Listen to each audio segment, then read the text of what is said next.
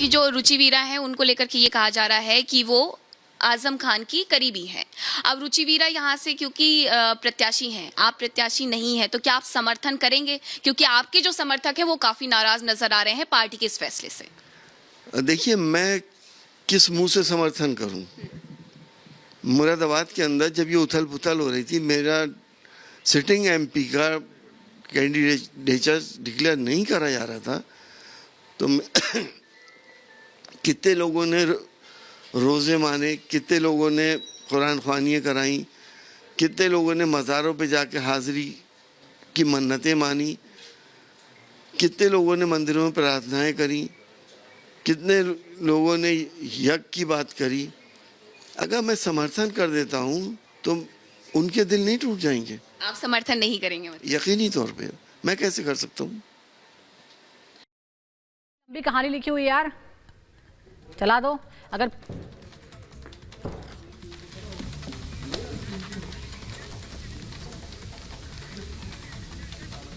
तो चुनाव का समय आ चुका है और यूपी की कानून व्यवस्था योगी सरकार की एक यूएसपी है, इसीलिए बीजेपी इस मुद्दे को चुनावों में जरूर उठाती है। अखिलेश सरकार के दौरान वेस्ट यूपी में हुए दंगों की याद दिलाकर बीजेपी एक बार फिर लोगों से मतदान की अपील कर रही है। चुनाव प्रचार के दौरान खुद योगी आदित्यनाथ अपनी और अखिलेश राज के बीच तुलना करके लोगों को अंतर समझाने का काम कर रहे हैं। रिपोर्ट आपको दिखाते हैं।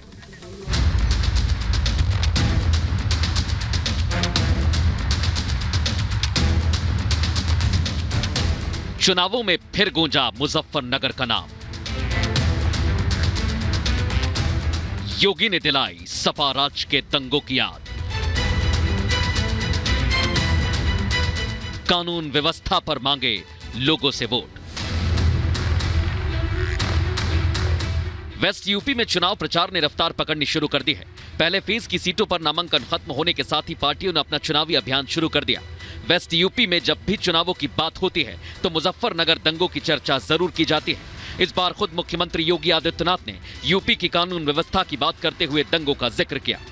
मुजफ्फरनगर में चुनाव प्रचार अभियान के तहत योगी ने प्रबुद्ध जनों को संबोधित किया। इस मौके पर योगी ने लोगों को उनके वोट की ताकत का एहसास दिलाते हुए कहा कि उनके मतदान से ही शहर और राज्य की सुख शांति का फैसला होगा। आपका एक वोट जब गलत हाथों में जाता था तो मुजफ्फरनगर में महीनों कर्फ्यू लगता था। आपका एक वोट सही हाथों में गया तो मुजफ्फरनगर अब कर्फ्यू नहीं, कांवड़ यात्रा के लिए जाना चाहता है।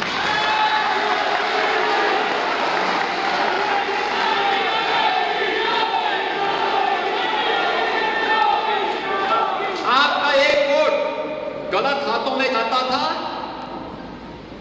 तो न केवल मुजफ्फरनगर बल्कि हमारा पश्चिमी उत्तर प्रदेश अराजकता की भट्टी में झोंक करके यहां की सुरक्षा को खतरे में डालती थी।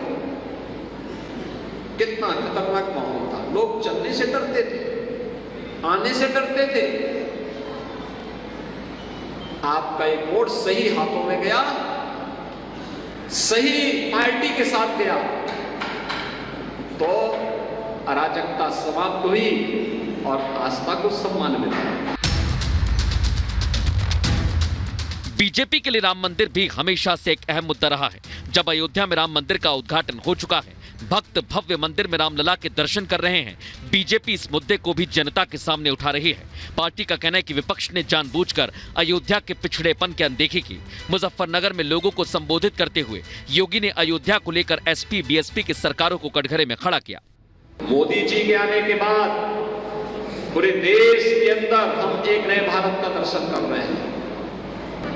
भारत एक सही दिशा में आगे बढ़ चुका है। आप सोचो, क्या अयोध्या में राम मंदिर का निर्माण इस सपा बसपा और कांग्रेस के लोग करा पाते क्या? पिछले 2 महीने के अंदर अयोध्या में 1.5 करोड़ से ज्यादा श्रद्धालुओं ने दर्शन किया है। आपको ये बता दें, सीएम योगी 5 दिनों में 15 जिलों में होने वाले प्रबुद्ध सम्मेलन को संबोधित कर रहे हैं। योगी के इस अभियान का आज दूसरा दिन है। योगी ने इसकी शुरुआत बुधवार को मथुरा से की थी, जहां उन्होंने राम जन्मभूमि की तरह कृष्ण जन्मभूमि के विकास की बात कही। यूपी में लोकसभा की 80 सीटें हैं।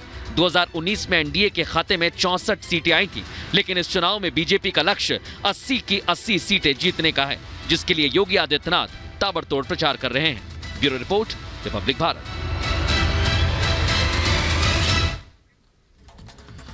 और इस बीच महाराष्ट्र से खबर मिल रही है, शिवसेना का दामन थामेंगे गोविंदा। आपको ये जानकारी दे दें, अभिनेता गोविंदा अब शिवसेना का दामन थामेंगे, ये जानकारी मिल रही है।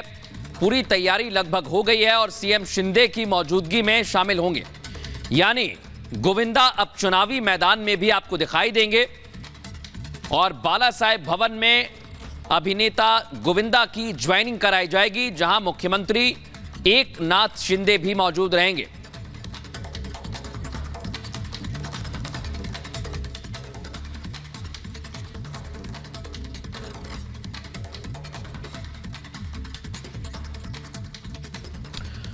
और यहां वक्त हो गया है एक छोटे से ब्रेक का, लेकिन ब्रेक के बाद